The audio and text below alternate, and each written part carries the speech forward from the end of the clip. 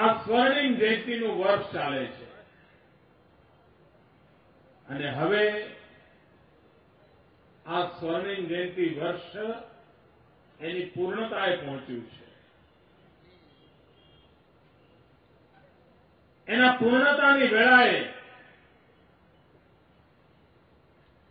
એક સ્ટોક ટેકિંગનો વિચાર કર્યો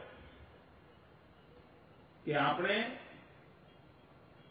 આ એક વર્ષમાં ગુજરાતના વિકાસમાં કેવી હરણફાળ ભરી એનો જરા હિસાબ કિતાબ કરીએ અને હિસાબ કિતાબ કરીને જનતા જનાર્દનની સામે મૂકીએ. આ પંચશક્તિના સંમેલનો દ્વારા જ્ઞાન શક્તિ હોય, ઉર્જા શક્તિ હોય, રક્ષા શક્તિ હોય, જનશક્તિ હોય, જલશક્તિ હોય, જનતા જનાર્દનની સામે ગુજરાતે આ એક વર્ષમાં કેવી હરણફાળ ભરી છે અને 50 વર્ષની ગુજરાતની વિકાસ યાત્રા કેવી રહી છે, ગયા 10 વર્ષમાં કેવી રીતે કામો થયા છે, એ જનતા જનાર્દન સામે મૂકીએ તો જનતામાં એક વિશ્વાસ પેદા થાય કે આપણું રાજ્ય હજુ વધુ વિકાસ કરી શકે એવી ક્ષમતા ધરાવે છે, એવી ક્ષમતા ધરાવે છે, એવી શક્તિ ધરાવે છે અને એમાં સહેજ જો ભાગીદાર બનીએ તો આ હરણફાળ કેટલી મોટી થઈ શકે એનો અહેસાસ સામાન્ય માનવીને થઈ શકે.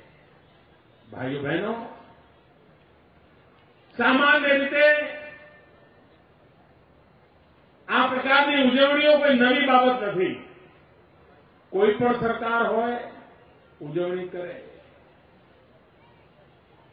ભારતની આઝાદીના 50 વર્ષ થયા, આ દેશે ઉજવણી કરી હતી. કોઈ એવો અવસર આવે, વ્યક્તિના જીવનમાં પણ ઉજવણી થતી હોય, રાષ્ટ્રના જીવનમાં પણ ઉજવણી થતી હોય, સંસ્થાના જીવનમાં પણ ઉજવણી થતી હોય, પણ ઘણું કરીને આ ઉજવણીઓ એ સંસ્થાના આગેવાનોના મંચ પરના કાર્યક્રમ પૂરતી સીમિત રહેતી હોય છે.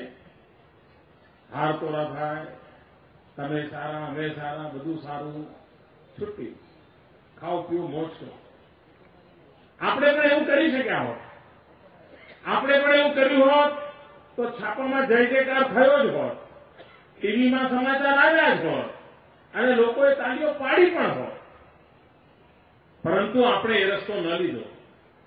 આપણે આ સ્વર્ણિમ જયંતિ વર્ષમાં કઠોર પરિશ્રમ કરવાનો રસ્તો લીધો, એડી ચોટીનું જોર લગાવવાનો પ્રયાસ કર્યો, આખી સરકારને દોડતી કરવાની મથામણ કરી. એક ક્ષેત્રમાં ભૂતકાળમાં કામ ન થયા હોય એવા કામો કરાવવાની મથામણ આપી અને એના પરિણામો મળ્યા છે. ઉત્તમ પરિણામો મળ્યા છે. સૌથી પહેલો તો લાભ એ થયો છે કે સરકારના વહીવટી તંત્રમાં એવો વિશ્વાસ પેદા થયો છે કે આપણે પણ આ કામ કરી શકીએ છીએ. નહીં તો પહેલા 15 વર્ષમાં જે કામ થતા હોય એ કામ 1 વર્ષમાં થઈ જાય એટલે કેટલો વિશ્વાસ પેદા થાય.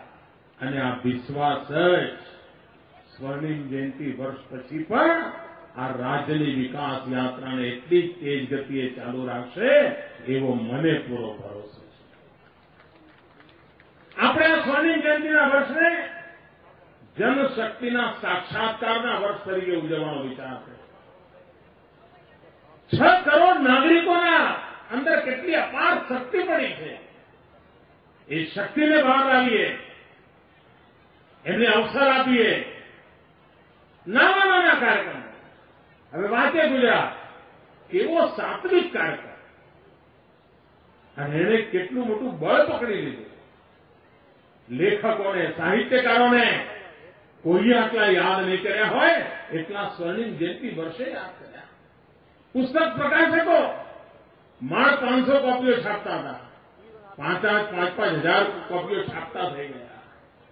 કોઈ પુસ્તક મેળો કરવાની હિંમત નહોતું કરતું. આજે તાલુકે તાલુકે પુસ્તક મેળા ચાલુ થયા. લાઇબ્રેરીની માંગણી ક્યારે નહોતી આવતી. આજે ગામો ગામથી લાઇબ્રેરી બનાવવાની માંગણીઓ આવવા માંડી. શાળામાં સારી લાઇબ્રેરી મળે એની ચિંતા થવા માંડી. આ પાયો આવતીકાલના ગુજરાતને નવી શક્તિ આપનારો પાયો બનવાનો છે દોસ્તો. એવા કામ કર્યા. આપણે ખેલ મહાકુંભ કર્યો. લાખો નૌજવાનો ખેલકૂદના મેદાનમાં આવ્યા. રમતગમતનું વાતાવરણ બન્યું. સમગ્ર ગુજરાતમાં સ્પોર્ટ્સમેન સ્પિરિટનો વ્યાપ થઈ ગયો. અનેક કામો, હું બધાનો ઉલ્લેખ કરવા આજે નથી આવ્યો, અનેક કામો ભાઈઓ આપણે કર્યા. અહીંયા જયારે જળ શક્તિનું આરાધનાનું પર્વ ઉજવાઈ રહ્યું છે ત્યારે કચ્છ, કાઠિયાવાડ કે ઉત્તર ગુજરાત ત્યાં તો પાણીની મુસીબત કેવી છે એની ખબર છે લોકોને. પાણીના કારણે ભૂતકાળ કેવો ગયો છે આપણને ખબર છે. અને મિત્રો, સામાન્ય માણસ ઘણીવાર સહન પણ કરતો હોય છે. એને એમ થાય કે વરસાદ જ નથી તો સરકાર શું કરે? હશે આપણા નસીબ. લગભગ આવું બની ગયેલું. આપણે એમાંથી બહાર આવીને લોકોમાં વિશ્વાસ પેદા કર્યો. ભાઈ, અગર આપણે જો સહિયારો પ્રયાસ કરીએ તો જેટલું પાણી ઈશ્વરે આપણને આપ્યું છે એને પણ સરખા ભાગે વહેંચીને આપણે સારું જીવન જીવી શકીએ. અને એમાં ગુજરાતે મોટી સફળતા મેળવી છે. આપ વિચાર કરો,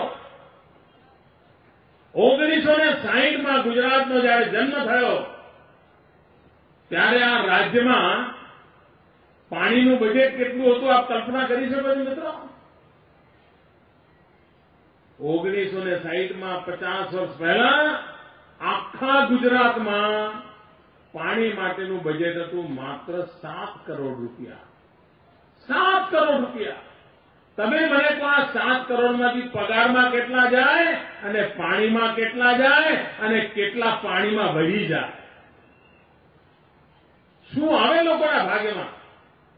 આજે રાજકોટ કોર્પોરેશનનું પાણીનું બજેટ એના કરતા 5 ગણું વધારે છે.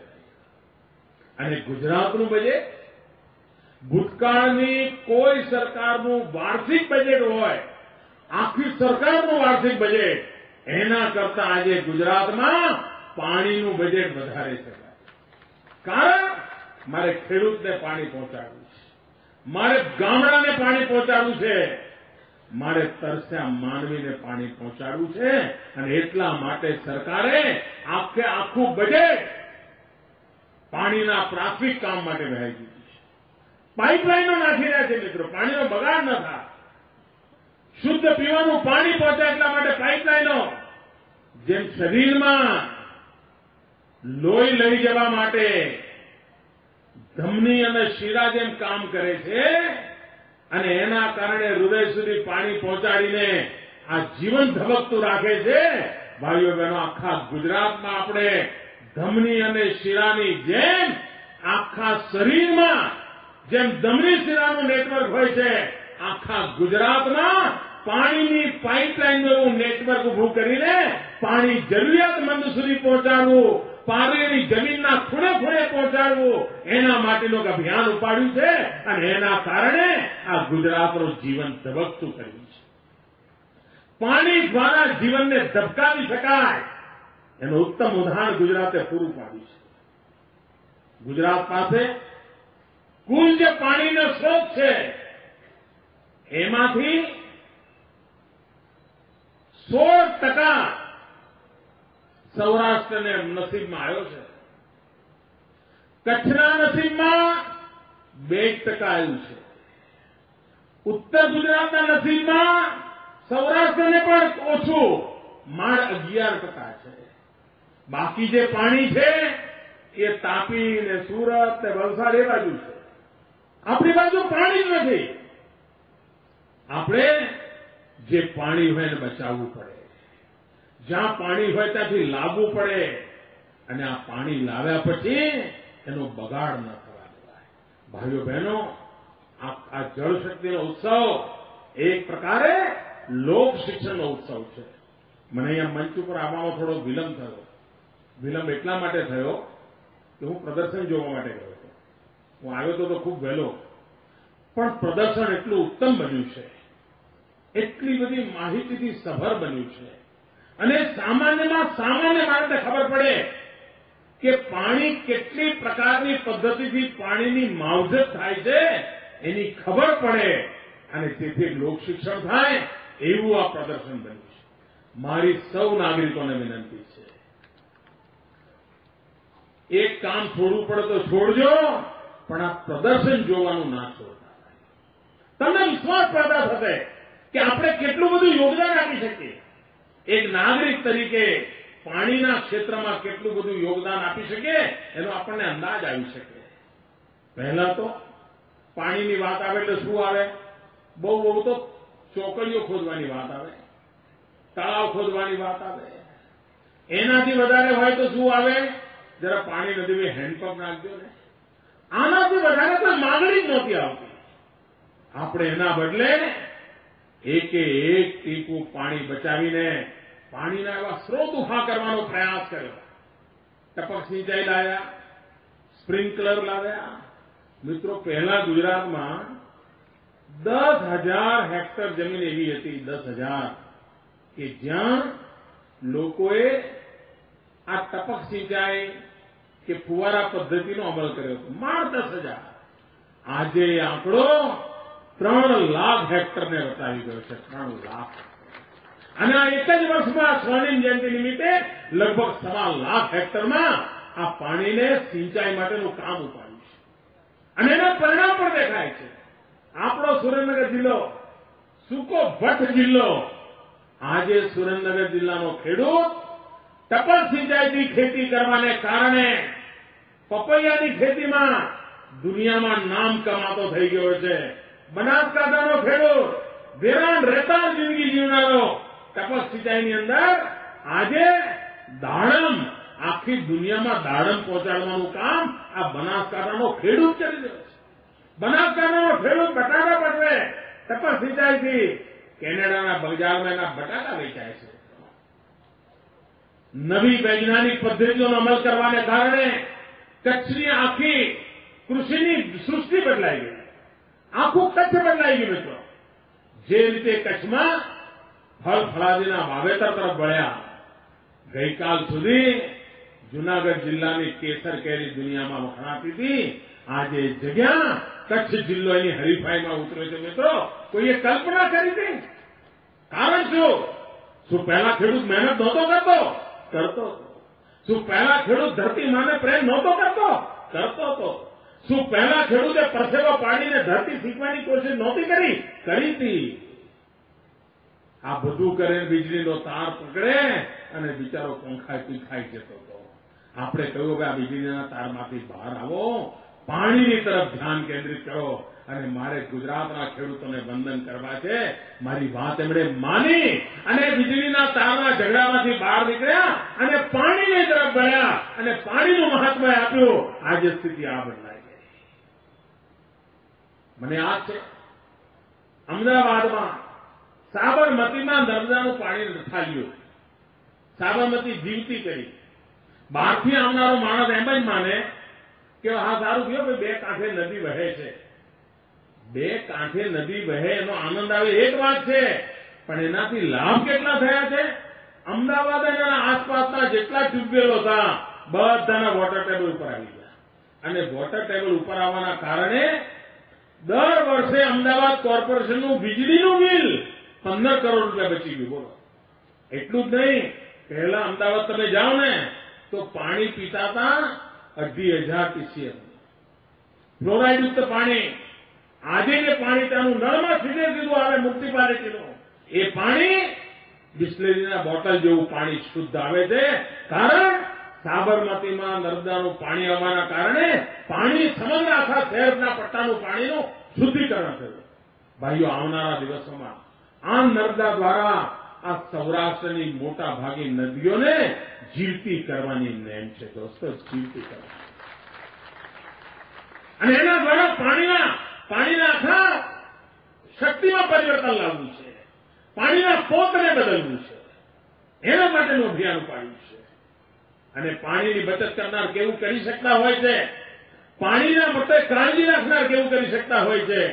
અહીંયા સૌરાષ્ટ્રના દરિયા કિનારાની એક નાનકડી શાળા, એક શિક્ષક એને નક્કી કર્યું કે મારે અહીંયા લીલીછમ શાળા બનાવી છે, મારી શાળામાં ઘટાતો વૃક્ષો ઉગાડવા છે.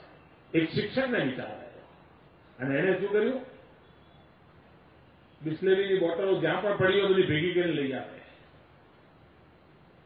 પેટ્રોલ પંપ પર ઓઇલના જે કેરબા પડ્યા હોય એ લઈ આવે, સાફ કરે પોતે અને બધા બાળકોને આપ્યા કે આ તમે આ પાણીની બોટલના કેરબા ઘેર લઈ જાઓ અને તમારા મમ્મી, તમારી માં રસોડામાં જયારે કામ કરતી હોય અને રસોડામાં વાસણ ધોઈને જે પાણી કાઢતી હોય એ પાણી આ બોટલમાં ભરી લેજો અને રોજ સવારે નિશાળાઓ ત્યારે દફતરની જોડે આ બોટલ પણ લેતા આવજો.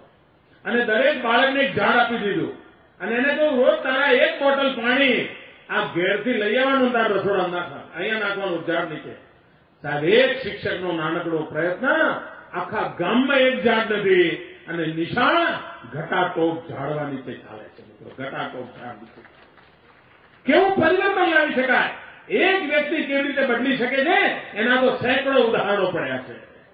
ભાઈઓ, પાણીને પ્રત્યે આ પ્રકારનો ભાવ જરૂરી છે. ઘરના છાપરેથી પાણી વહી જાય, આપ કલ્પના કરી શકો છો કેટલા કરોડો અબજો રૂપિયાનું નુકસાન થાય છે. ભાઈઓ બહેનો, હું અને તમે આજે જે પાણી પ્રાપ્ત કરીએ છીએ એનું કારણ આપણા વડવાઓ, આપણા પૂર્વજો આપણા માટે પાણી મૂકતા ગયા છે, એના કારણે પાણી આપણા નસીબમાં આવ્યું છે. જો આપણા વડવાઓએ બેફામ પાણીનો દુરુપયોગ કર્યો હોત તો આજે આપણને પાણી નસીબ ન થાત. જો આપણે પણ આ ભૂલ કરીશું તો આપણા પાછળની પેઢી પાણી વિના મોત મરને ભેટશે, એ તરસથી મરશે. અને તેથી મનુષ્ય તરીકે, માનવતાના કામ તરીકે આપણી જવાબદારી છે કે આપણે જરૂરિયાત જેટલું જ પાણી વાપરીએ અને આપણા પછીની પેઢી માટે કંઈક મૂકતા જઈએ. અગર જો મૂકીને નહીં ગયા તો આવનારી પેઢીઓ આપણને માફ નહીં કરે ભાઈઓ. અને એટલા માટે પાણી સંગ્રહ જેમ જરૂરી છે એમ પાણીના વપરાશની બાબતમાં પણ કાળજી લેવાની આવશ્યકતા છે. હજારો કરોડ રૂપિયા ખર્ચી રહ્યા છે. તમારામાંથી ઉત્તર ગુજરાતમાં કોઈ ગયા હશે તો મહુડી એક તીર્થક્ષેત્ર છે. આ મહુડી તીર્થક્ષેત્રમાં બુદ્ધિસાગર વિજય મહારાજજી થઈ ગયા 101 વર્ષ પહેલા. એમણે આગાહીઓ લખેલી છે, આગાહી એ આજે પણ ત્યાં એમના અક્ષરોમાં ઉપલબ્ધ છે. આજથી 80 વર્ષ પહેલા એમણે લખેલું કે એક દિવસ એવો આવશે કે જ્યારે પાણી કરિયાણાની દુકાને વેચાતું હશે. 80 વર્ષ પહેલા જયારે લખ્યું હોય ને ત્યારે કોઈને ગળે નહીં ઉતર્યું, બધા મજાક લાગી હશે કે પાણી તો કઈ કરિયાણાની દુકાને થોડું વેચાય. કરિયાણાની દુકાને તો બદામ વેચાય, પિસ્તા વેચાય, અનાજ વેચાય, કઠોળ વેચાય, તેજાના વેચાતા હોય, પાણી વેચાય. 80 વર્ષ પહેલા જયારે બુદ્ધિસાગર મહારાજજીને જયારે સાંભળ્યા છે એના મનમાં પ્રશ્ન ઉઠ્યો હશે ભાઈઓ. પરંતુ ઇતિહાસ બતાવે છે કે આજે પાણી કરિયાણાની દુકાને વેચાય છે અને આપણે બિસ્લેરીની બોટલો કરિયાણાની દુકાનથી ખરીદીને પાણી પીએ છીએ. આ સ્થિતિ આવી ગઈ 80 વર્ષના ગાળામાં ભાઈઓ. આ વિચાર કરો કેવી પરિસ્થિતિ પેદા થઈ શકે. અને તેથી જળ શક્તિને જીવન શક્તિ તરીકે સ્વીકાર કરીને જેમ મારા જીવનની રક્ષા કરવા માટે હું આતુર હોઉં છું એમ હું જળ શક્તિની રક્ષા કરવા માટે પણ એટલો જ પ્રતિબદ્ધ હોઉં તો જ પાણી બચશે ભાઈ. અને અમારી મથામણ આવતીકાલના ગુજરાત માટે છે. આવતીકાલના ગુજરાતને સમૃદ્ધ કરવા માટે આ ધોમ ધસતા તાપની અંદર આ પરિશ્રમ પાડવા માટેનું કામ આખી સરકાર કરી રહી છે. ભાઈઓ બહેનો, ચૂંટણી ટાણે મેળાવડા કરવા વાળો કર્યા કરશે. અમારે તો ગુજરાતની આવતીકાલ માટે આ મેળાઓ કરાવ કરીને લોક શિક્ષણનું કામ કરવું છે. પાણી ઉપર લોકોને ધ્યાન કેન્દ્રિત કરાવવું છે. પાણીના મહત્વને સમજાવવું છે. પાણીની બચત કરવા પ્રેરવા છે. ખેડૂતોને ડ્રીપ ઇરિગેશન તરફ લઈ જવા છે.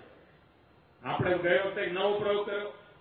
ટેરેસ તળાવડી નાની મોટી ટેકરીઓ હોય, પાણી પડે વહી જતું હોય, એ ત્યાં નાના એક ટેબલ અંદર જાય એવડા નાના ખાબોચિયા બનાવી દેવાના.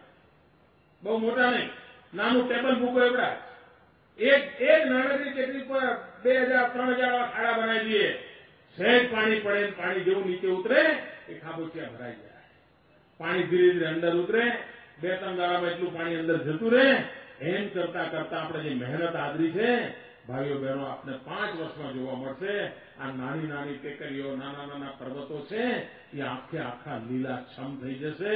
અને ગુજરાતમાં જો વનરાજી હશે તો વરસાદ પણ આવશે. દૂરદ્રષ્ટિ સાથે એક એક કામના પર ધ્યાન કેન્દ્રિત કર્યું છે.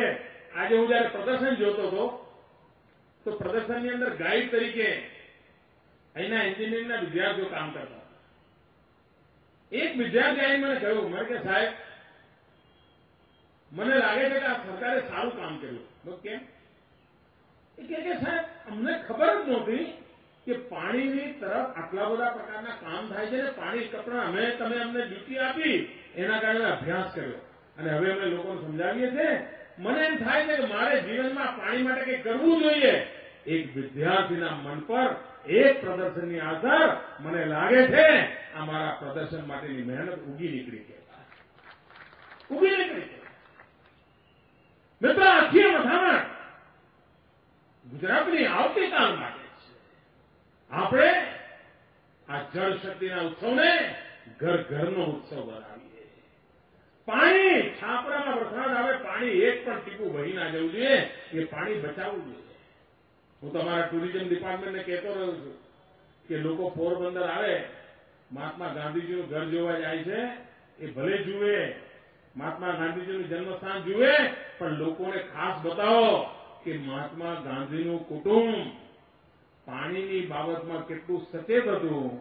200 વર્ષ પહેલા મહાત્મા ગાંધીના ઘરમાં વરસાદના પાણીને સંગ્રહ કરવાનો ટાંકો કેટલો સરસ છે એ ટાંકો લોકોને બતાવો, જેથી કરીને લોકોને લાગે કે મહાત્મા ગાંધીનું કુટુંબ એ જમાનામાં પાણી સંગ્રહ કરતું હતું. આજે તો 200 વર્ષ પછી વધારે જરૂરિયાત છે.